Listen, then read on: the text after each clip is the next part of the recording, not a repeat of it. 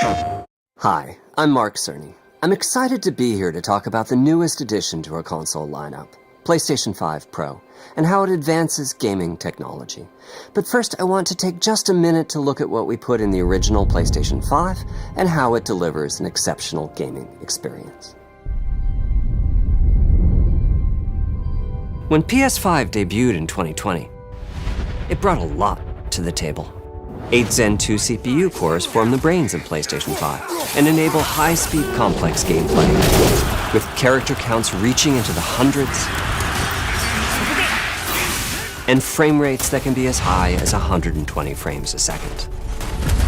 PS5 has a powerful RDNA 2 GPU, which can render anything from intricate details to fantastic worlds with vast panoramas to explore. Ray tracing allows for dramatic visual improvements, including reflections off of water or glass, and the realism that comes from real-time global illumination.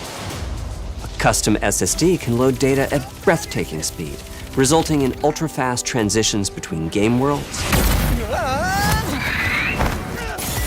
and data streaming rates so high that traversal speeds are essentially unlimited. You okay? I'm working on it! Tempest 3D audio tech brings an unparalleled sense of immersion to the sound of the games. With audio so real, you may not even need to see the enemies to know exactly where they are. Finally, the DualSense controller has haptics that let you feel through your hands what your character is experiencing inside of the game. It's wonderful to see such variety and richness of game experiences. Creators have made amazing use of the hardware capabilities, but when I talk to them, I do hear about their desire for more graphics performance. The dreams of the developers are bigger than can be supported at 60 frames per second, and that leads to an aspect of modern gaming that we're all familiar with: graphics modes. It can be a difficult choice for players. Fidelity modes emphasize the visuals, typically through higher resolution rendering. These modes might also have enhanced detail or use more ray tracing. But the games only run at 30 frames per second. The visuals can be choppier and the controls less responsive. Performance modes emphasize frame rate and interactivity, typically choosing to run at 60 frames per second, mainly by reducing the graphical detail until those frame rates can be achieved. When asked to decide on a mode, players are choosing performance about 3/4 of the time. Removing that decision, or at least narrowing that divide, is one of the key targets for PlayStation 5 Pro. We want to give players the graphics that the game creators aspire to, at the high frame rates that players typically prefer.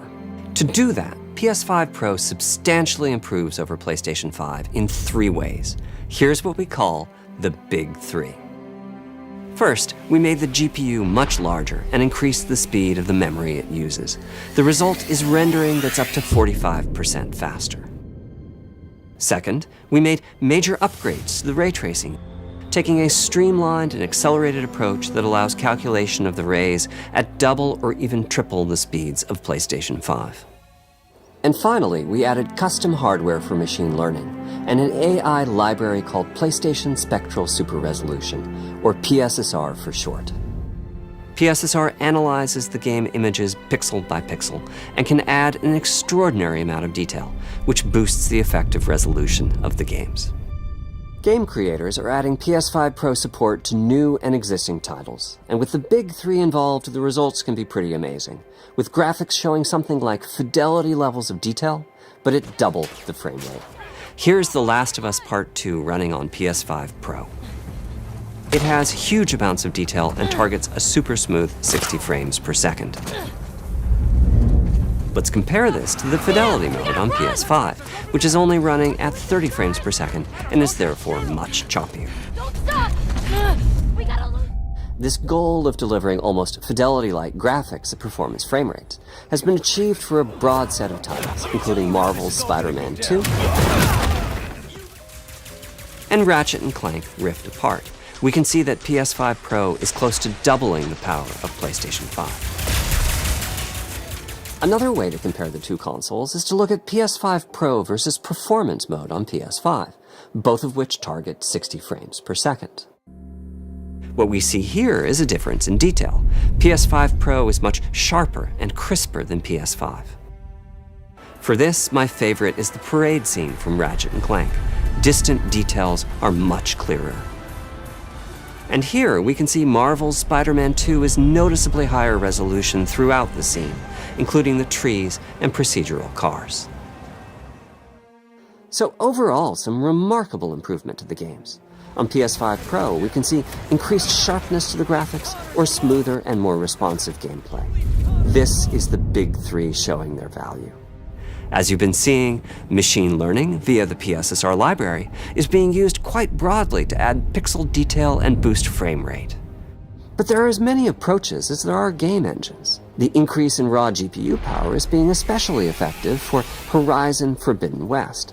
Apart from the detail boost, that extra graphics power is allowing for improvements to lighting and visual effects, as well as to the hair and the skin in cinematics. Open up, guys. Jorv's orders. Good enough for me. Ray tracing is finding broad usage as well, particularly when the games are focused on higher frame rates. The faster hardware in PS5 Pro can make a real difference, allowing Gran Turismo 7 to add ray-traced reflections between the cars in gameplay, while continuing to support their targeted 60 frames per second. That boost in ray tracing is also delivering big wins for Hogwarts Legacy, allowing not only for better reflections and a greater variety of reflective surfaces, but also for further realism in the casting of shadows. I hope you've enjoyed this run-through of the technology behind PlayStation 5 Pro. Simply put, it's the most powerful console we've ever built, and a worthy addition to the PS5 family. Let me wrap this up by giving you a quick look at a number of games running on the new console. You'll never break a legend, 'cause they don't know we are legendary. Don't let me hang it.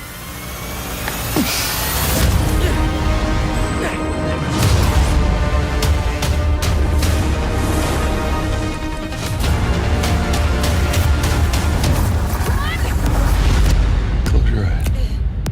It'll be worth it. Okay.